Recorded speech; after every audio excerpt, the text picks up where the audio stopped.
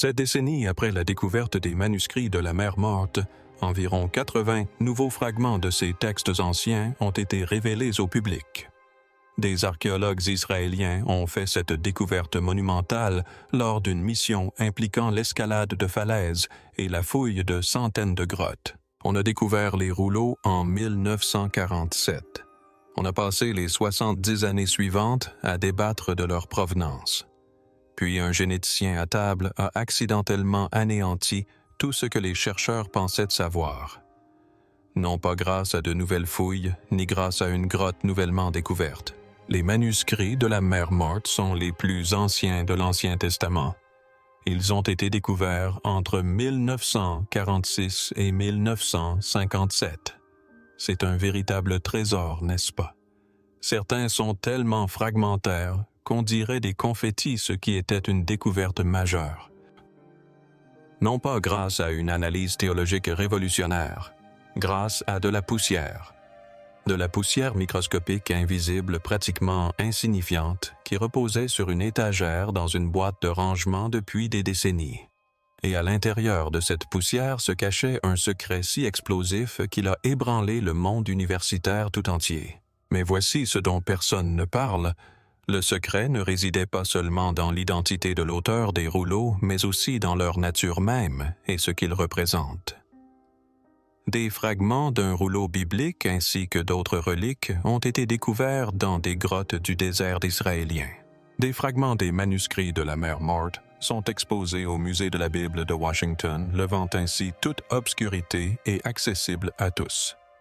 Et ce qu'ils révèlent discrètement sur le monde qui a donné naissance à la Bible elle-même. Car les révélations de l'ADN n'ont pas seulement remis en cause une théorie, elles ont anéanti tout un cadre théorique sur lequel des générations de chercheurs avaient bâti leur carrière.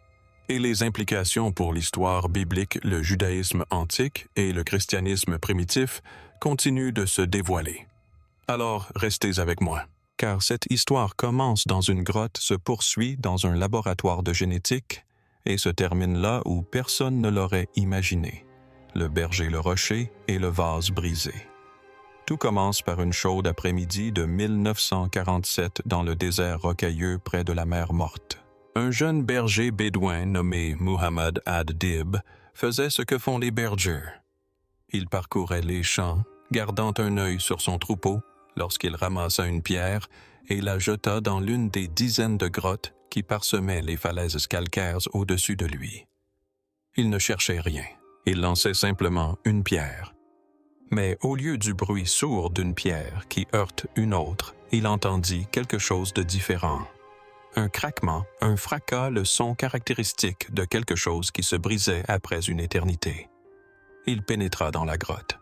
À l'intérieur, à demi dissimulé dans l'ombre, se trouvaient d'anciennes jarres en argile, scellées intactes, et à l'intérieur de ces jarres, soigneusement enveloppées dans du lin, comme si quelqu'un les avait emballées avec grand soin et grande urgence, se trouvaient des rouleaux de cuir noirci, par le temps fragiles, couverts d'une écriture qu'il ne pouvait déchiffrer. Il n'avait aucune idée de ce qu'il tenait entre ses mains, mais dès que les bocaux s'ouvrirent, quelque chose qui avait été scellé pendant 2000 ans se retrouva soudainement de retour dans le monde. Au cours des années suivantes, archéologues, chasseurs de trésors et explorateurs bédouins ont systématiquement fouillé les environs. Au total, 11 grottes ont finalement livré leur contenu, plus de 25 000 fragments, près de 1000 manuscrits anciens, les plus anciens exemplaires de textes bibliques jamais découverts antérieurs de plus de 1000 ans aux manuscrits connus jusqu'alors. La Genèse, Isaïe, les Psaumes, le Deutéronome. Des livres que des milliards de personnes, à travers le monde, considèrent comme sacrés. Tous conservés dans des grottes du désert depuis 2 millénaires, parfaitement préservés par l'air sec et l'argile scellée. Le monde les a appelés les manuscrits de la mer Morte, et les érudits les ont immédiatement reconnus comme la découverte archéologique la plus importante du XXe siècle, voire de tous les siècles. Mais dès le premier instant, une question planait sur tout. Qui les avait déposés là, la théorie qui a convaincu le monde? Pendant près de 70 ans, les experts ont cru détenir la réponse. Et il faut bien comprendre que cette conclusion n'était pas le fruit d'un travail bâclé. Elle était l'aboutissement de décennies de recherches sérieuses, rigoureuses et reconnues internationalement. Des chercheurs d'universités et d'institutions religieuses du monde entier ont consacré leur carrière à l'étude minutieuse de ces manuscrits. Ils ont comparé les styles d'écriture de milliers de fragments étudiés, la texture, la couleur et les signes de vieillissement du parchemin analysés, le langage théologique, les systèmes calendaires et les structures littéraires, et catalogué la composition chimique de l'encre. Ils ont également recoupé les textes avec toutes les œuvres littéraires anciennes connues de la même époque. Et la réponse à laquelle ils sont parvenus, la réponse qui s'est retrouvée dans les manuels scolaires, les documentaires et les expositions muséales du monde entier, était la suivante, les Esséniens. Les Esséniens étaient une secte juive que des auteurs anciens comme Joseph et Pline l'Ancien ont décrite avec force détail. Une communauté religieuse, secrète et disciplinée qui s'était retirée de la société juive traditionnelle. Ils vivaient dans le désert et suivaient des règles de pureté strictes. Ils copiaient des textes sacrés. Ils croyaient au jugement divin imminent et à la condamnation par Dieu du temple corrompu de Jérusalem. Non loin de là, à quelques pas des grottes, se dressaient les ruines de Qumran. Le site semblait avoir été conçu pour confirmer cette théorie. Les fouilles de Qumran ont mis au jour ce qui semblait être un scriptorium, une pièce spécialement conçue pour la copie de manuscrits. On y a trouvé des encriers de longues tables à écrire et un agencement communautaire cohérent avec une vie religieuse organisée. Les écrits sectaires découverts dans les grottes dressaient un tableau encore plus saisissant. La règle communautaire décrivait un groupe religieux très organisé avec sa propre hiérarchie, ses propres lois et ses propres rituels d'initiation. Le rouleau de guerre décrivait une bataille finale apocalyptique entre les fils de la lumière et les fils des ténèbres. Le rouleau du temple réimaginait le temple de Jérusalem avec des spécifications radicalement différentes. Tout convergeait vers une seule conclusion, les Esséniens s'étaient repliés à Qumran. Ils y avaient copié leur bibliothèque sacrée. En 68 après Jésus-Christ, tandis que les légions romaines traversaient la Judée, pour réprimer la révolte juive, les Juifs avaient caché leurs manuscrits dans les grottes environnantes et n'en étaient jamais revenus. Affaire classée, telle était la vie générale. C'est cette histoire qui s'est imposée dans les salles de classe, les documentaires et les revues universitaires. Pendant des générations, on l'a considéré non comme une théorie, mais comme un fait établi. Il y avait pourtant un problème, les preuves étaient truffées de lacunes. Et elles s'étaient accumulées discrètement pendant des années, des failles que personne ne voulait voir. Permettez-moi de vous poser une question. Si vous étiez une secte religieuse isolée, rigide et disciplinée avec des croyances strictes en matière de pureté théologique, une communauté qui s'est littéralement éloignée de la société dominante parce qu'elle était en désaccord avec l'interprétation des Écritures, conserveriez-vous plusieurs versions contradictoires de vos textes les plus sacrés? Conserveriez-vous deux exemplaires différents du même livre qui se contredisent sur des points fondamentaux? C'est précisément ce que contenaient les rouleaux. Et les érudits qui l'ont remarqué soulevaient des questions gênantes depuis des années, bien avant que quiconque ne pense à étudier l'ADN. La diversité textuelle au sein de la collection était stupéfiante. Différents manuscrits contenaient différentes versions des mêmes livres bibliques. L'écriture, à travers la collection, reflétait le travail de dizaines de scribes différents, non pas d'un scriptorium organisé, mais de nombreuses mains et de nombreux styles différents. Certains parchemins étaient préparés avec une grande finesse, œuvre de scribes professionnels. D'autres, plus grossiers et irréguliers, laissaient supposer une production amateur. Puis, la datation au radiocarbone a encore compliqué les choses. Les tests menés dans les années 1990 ont produit des résultats qui ont discrètement contredit la théorie dominante. Certains rouleaux semblaient plus anciens que la colonie de Qumran elle-même. La chronologie ne correspondait pas, mais le problème le plus troublant concernait le livre de Jérémie. Parmi les manuscrits de la mer morte se trouvaient deux versions radicalement différentes de Jérémie, non pas deux copies légèrement différentes du même texte, mais deux versions fondamentalement différentes. L'une était plus longue et ressemblait à la Bible hébraïque que nous connaissons aujourd'hui. L'autre version était nettement plus courte avec des passages entiers manquants et des chapitres agencés dans un ordre complètement différent. Pourquoi une secte isolée et théologiquement rigide conserverait-elle deux versions concurrentes du même livre sacré? La théorie traditionnelle n'apportait aucune réponse satisfaisante. D'autres explications commencèrent à circuler.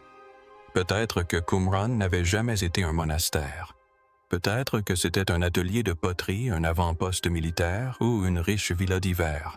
Peut-être ces grottes étaient-elles simplement des lieux de stockage où les communautés juives déposaient des manuscrits usés à l'instar d'une génisa, la pratique juive consistant à conserver avec respect les textes sacrés qui ne pouvaient plus être utilisés. Mais aucune de ces théories alternatives n'était étayée par des preuves tangibles. Il s'agissait d'arguments convaincants, mais sans preuve, jusqu'en 2012 années, où un biologiste moléculaire déjeuna avec un spécialiste de la Bible. Cette conversation qui changea tout. La conversation a eu lieu à l'Université de Tel Aviv. Oded Rechavi était un biologiste moléculaire spécialisé dans l'ADN, ancien l'extraction et l'analyse du matériel génétique d'échantillons vieux de plusieurs milliers d'années.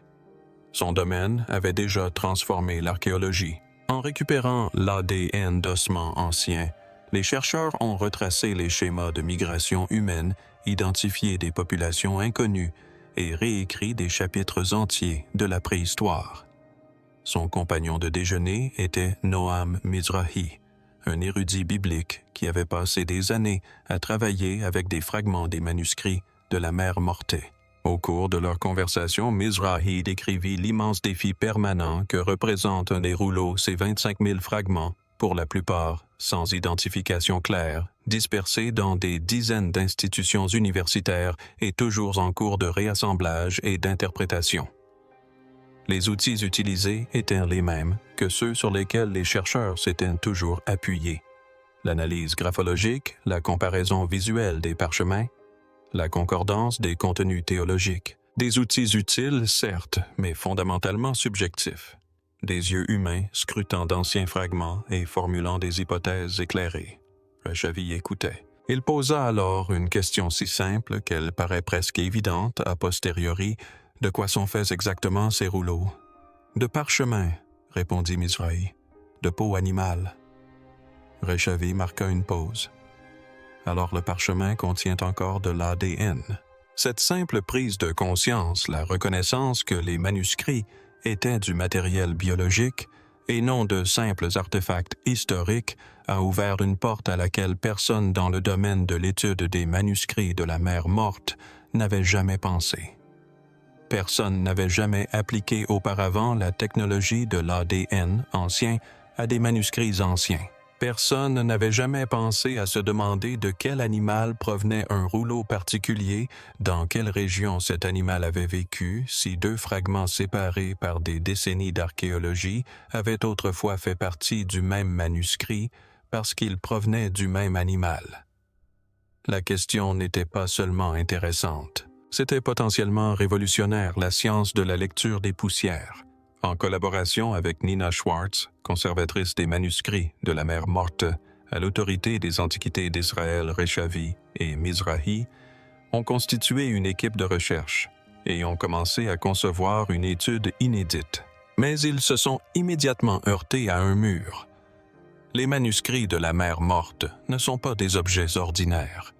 Ils figurent parmi les objets les plus sacrés et les plus irremplaçables de l'histoire de l'humanité. Les communautés religieuses, les institutions universitaires et les autorités nationales leur vouent une protection quasi absolue. Cela impliquait avant tout une chose: interdiction de couper, de percer, de gratter, de prélever des échantillons sur les manuscrits. Les rouleaux devaient rester absolument intacts. Comment extraire de l'ADN d'un support qu'il est interdit de toucher? La réponse est venue d'un endroit inattendu, les boîtes de rangement.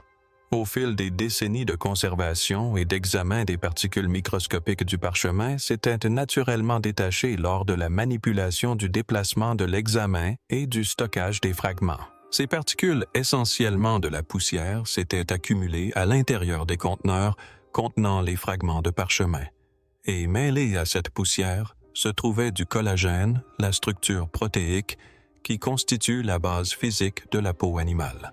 Et piégé dans le collagène, ayant survécu pendant près de 2000 ans dans l'air sec du désert, se trouvaient des traces d'ADN ancien. L'équipe a mis au point une méthode permettant de collecter soigneusement cette poussière sur les bords abîmés, les marges vides et les zones des boîtes où aucun texte écrit n'avait jamais été présent. Ils pouvaient étudier la biologie des rouleaux sans toucher à une seule lettre. La réponse était enfouie dans la poussière depuis toujours. Mais transformer cette poussière en information génétique exploitable était extrêmement difficile. Le processus de fabrication du parchemin lui-même détruit l'ADN. Le trempage, l'étirement, le grattage et le séchage des peaux d'animaux dégradent le matériel génétique au niveau moléculaire. L'encre à base de fer utilisée sur les rouleaux est chimiquement corrosive. Les fragments ont ensuite passé 2000 ans à l'intérieur de grottes désertiques, puis 70 ans entre les mains d'érudits, de conservateurs et de chercheurs, chaque contact introduisant des traces microscopiques d'ADN humain moderne. Séparer le matériel génétique ancien de la contamination moderne est devenu un véritable cauchemar scientifique. Les chercheurs travaillaient dans des laboratoires spécialisés en ADN ancien qui ressemblaient davantage à des salles blanches de haute sécurité qu'à des installations universitaires, combinaisons de protection intégrale, systèmes de stérilisation de l'air, procédures de décontamination aux ultraviolets. Chaque étape du processus a été conçue pour éliminer tout risque de contamination moderne. Ils ont mis au point des méthodes de vérification pour confirmer que les séquences qu'ils récupéraient étaient authentiquement anciennes en recherchant des schémas de dommages moléculaires spécifiques qui n'apparaissent qu'après des siècles de dégradation naturelle. Les échantillons ont été testés et retestés dans plusieurs laboratoires indépendants. Le processus a pris des années. Il y a eu des extractions infructueuses, des résultats non concluants, des impasses de longues périodes où l'on ne savait pas si le projet produirait quoi que ce soit de significatif. Et puis, finalement, les données sont arrivées. Et ce que cela a révélé a glacé le sang d'Oded Rechavi. Un résultat inattendu. La plupart des résultats étaient pourtant conformes aux attentes de l'équipe du parchemin de mouton. Fragment après fragment de l'ADN de mouton. Cela paraissait tout à fait logique. Les moutons étaient courants dans toute la Judée antique. Ils pouvaient survivre dans le rude environnement désertique des environs de Qumran. Ils étaient largement utilisés pour la production de parchemins dans toute la région. Mais un autre résultat est alors apparu dans les données du cuir de vache. Noam Mizrahi contempla ces résultats en silence. Il connaissait intimement la géographie de Qumran. Il connaissait le climat, l'un des environnements désertiques les plus extrêmes de la planète. Il connaissait l'archéologie du site et il comprit immédiatement ce que ce simple mot signifiait. La présence de peau de vache à Qumran n'était pas seulement inhabituelle, c'était pratiquement impossible. Qumran se situe au cœur du désert de Judée près de la rive occidentale de la mer Morte. Les températures y dépassent régulièrement les 50 degrés Celsius. Les précipitations sont quasi inexistantes. La végétation est clairsemée sèche et ne permet pas l'élevage de grands animaux. Les moutons et les chèvres peuvent y survivre.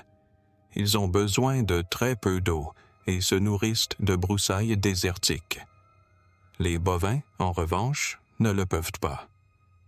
Les vaches nécessitent d'énormes quantités d'eau fraîche chaque jour ainsi que de vastes pâturages. L'environnement de Qumran ne pouvait tout simplement pas les supporter, ni pendant une semaine, ni même un jour.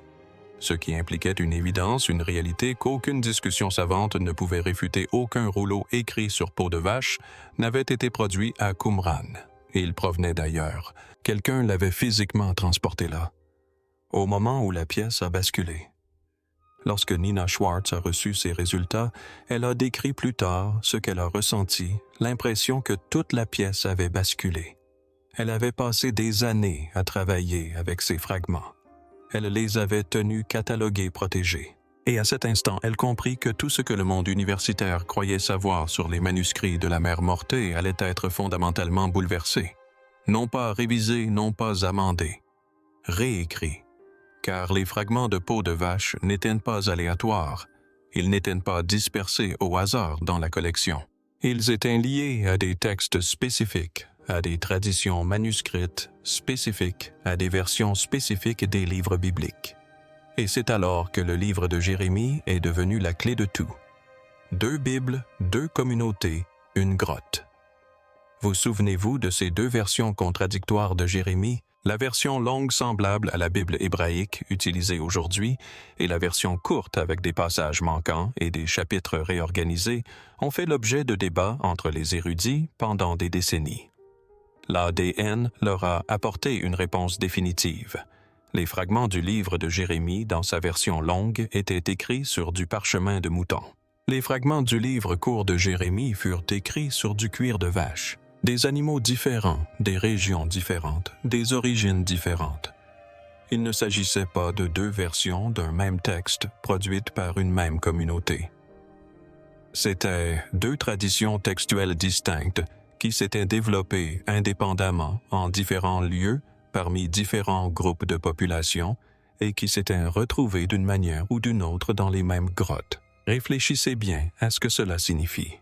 2 communautés, 2 Bibles différentes, 2 versions différentes du même texte sacré, chacune considérée comme faisant autorité au sein de sa propre tradition, coexistant dans le même recueil. L'analyse ADN venait de prouver que les manuscrits de la Mère morte n'étaient pas la bibliothèque privée d'une secte isolée. Il s'agissait d'une collection rassemblée à partir de sources multiples de communautés multiples et de régions de l'ancienne Judée. Les empreintes génétiques qui ont complètement bouleversé la théorie. Les chercheurs ne se sont pas arrêtés à Jérémie. Ils ont appliqué la même méthode d'empreinte génétique à des centaines de fragments et des schémas ont continué d'apparaître. Les chants du sabbat. Sacrifice. Un texte liturgique mystique considéré comme l'un des plus sophistiqués théologiquement des manuscrits de la Mère morte ont été découverts à 2 endroits différents, Qumran et Masada, la forteresse du désert, où les rebelles juifs ont livré leur dernière bataille contre Rome en 73 après Jésus-Christ. L'analyse ADN a montré que les copies de Qumran provenaient d'animaux totalement différents. Le texte avait été copié en plusieurs endroits par plusieurs scribes. Il n'avait pas été composé ni détenu par un seul groupe. Grâce aux marqueurs d'ADN nucléaire plus complexes et détaillés que l'ADN mitochondrial. Les chercheurs pouvaient parfois identifier des liens de parenté entre les animaux, frères et sœurs, cousins, membres d'un même troupeau. Certains lots de parchemin présentaient des liens génétiques évidents, suggérant qu'ils avaient été produits dans un centre de fabrication commun à partir d'animaux issus de la même population locale. Ces lots provenaient probablement d'un seul et même lieu, mais parmi eux se trouvaient des fragments de parchemin sans aucune origine commune.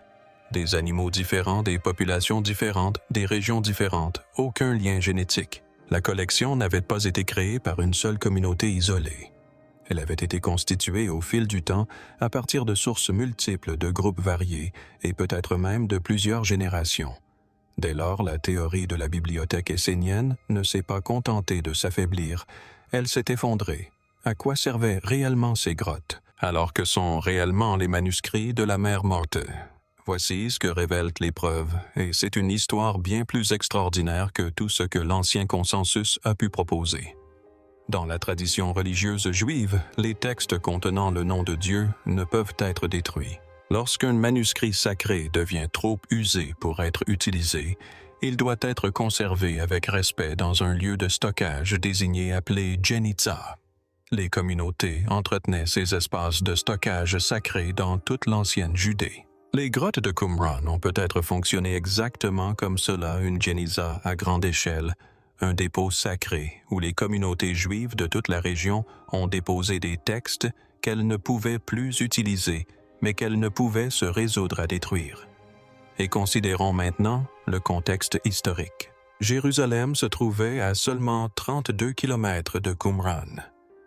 Entre 68 et 70 de notre ère, les légions romaines ont systématiquement anéanti le monde juif. Elles ont incendié le second temple, centre de la vie religieuse juive. Elles ont créé des communautés. Elles ont massacré ou réduit en esclavage une grande partie de la population. La civilisation entière s'effondrait. Dans ce moment catastrophique, les familles ont fui. Les communautés religieuses se sont dispersées. Et dans leur fuite, elles emportaient ce qu'elles avaient de plus précieux, leurs écrits sacrés. Des communautés venues de toute la Judée ont probablement afflué dans le désert, apportant des manuscrits provenant de synagogues, de collections privées et de scriptoria régionaux, ajoutant ainsi leurs textes à un dépôt qui accumulait déjà des rouleaux depuis des générations. Il ne s'agissait pas d'une bibliothèque sectaire. Ils tentaient de préserver la mémoire écrite de toute une civilisation. Les fragments de peau de vache en étaient de la preuve.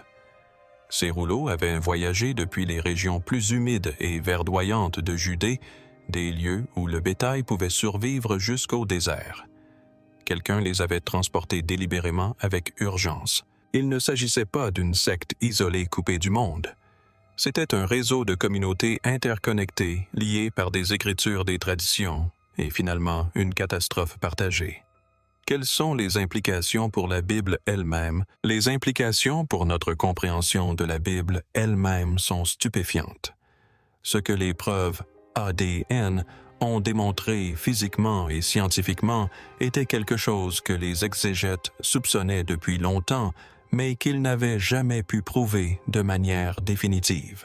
Au 1er siècle de notre ère, il n'existait pas de version unique unifiée et universellement acceptée de la Bible. Différentes communautés à travers la Judée conservaient différentes versions des mêmes livres sacrés, différentes versions de la Genèse, différentes versions des psaumes, des versions très différentes de Jérémie. Chaque communauté considérait sa propre tradition textuelle comme faisant autorité.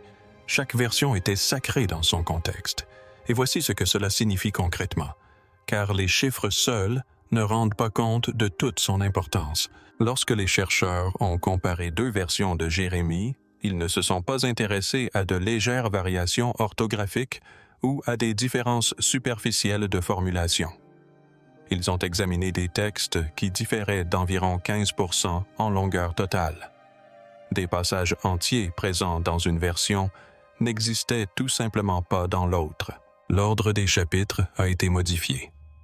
Les accents théologiques ont changé.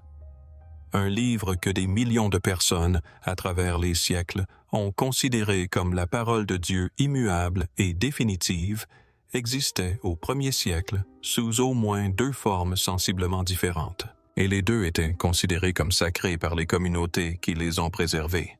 Cela devrait nous interpeller, car cela nous révèle que les habitants de Judée à l'époque de Jésus n'appréhendaient pas les Écritures de la même manière que la plupart des lecteurs modernes. Ils ne se fondaient pas sur un texte unique et standardisé pour y mesurer leur foi. Ils vivaient dans un monde où les Écritures étaient encore en constante évolution, copiées, débattues, révisées et interprétées. Un monde où différentes communautés pouvaient lire le même prophète et y trouver des passages véritablement différents. Il ne s'agissait pas d'une querelle théologique marginale se déroulant aux confins de la société juive. Il s'agissait du centre du courant dominant. Les grandes écoles rabbiniques étaient en désaccord. Les familles sacerdotales étaient en désaccord. Les communautés dispersées à travers la Judée, Alexandrie et Babylone portaient toutes des versions légèrement différentes du même héritage sacré et chacune croyait que sa version était de la vraie. Ce que les preuves ADN ont forcé les chercheurs à admettre, c'est que l'autorité religieuse au 1er siècle n'était pas transmise par une seule institution avec un seul texte approuvé. Elle a été négociée, contestée, construite de toutes pièces par des communautés qui faisaient chacune de leur mieux pour préserver un lieu sacré dans un monde extraordinairement dangereux. Le processus de formation du canon biblique, celui qui consistait à déterminer quel texte faisait autorité, quelle version était correcte, quel livre appartenait aux Écritures, était encore en cours sujet à débat et à controverse. Et ce processus se déroulait précisément dans le monde qui avait vu naître Jésus de Nazareth. Le contexte religieux dans lequel Jésus enseignait, dans lequel ses premiers disciples se réunissaient, dans lequel furent rédigés les documents qui allaient devenir le Nouveau Testament. Ce contexte n'était ni stable ni unifié. Il était marqué par des interprétations concurrentes, des attentes rivales et une transformation théologique constante. Réfléchissons à ce que cela implique pour notre lecture du Nouveau Testament lui-même. Les apôtres qui écrivaient aux premières communautés chrétiennes ne s'adressaient pas à un monde dépourvu de certitudes religieuses établies. Ils écrivaient dans un monde déjà en proie à de vifs débats théologiques, un monde où la définition même de l'Écriture restait une question ouverte. Les arguments de Paul, les prophéties citées par Matthieu, les promesses décrites par Jean. Tout cela s'est retrouvé au sein de communautés qui menaient elles-mêmes un dialogue vivant et non résolu sur le sens et la signification réelle des textes sacrés. Les manuscrits de la Mère Morte ne représentaient pas un seul aspect de ce débat. Ils en reflétaient l'ensemble. Et une simple question posée lors d'un déjeuner, de quoi sont faits exactement ces objets, a tout déclenché. Des questions qui continuent d'être posées. Lorsque l'étude ADN a finalement été publiée en 2020, elle n'a pas seulement mis fin aux anciens débats, elle en a ouvert de tout nouveaux.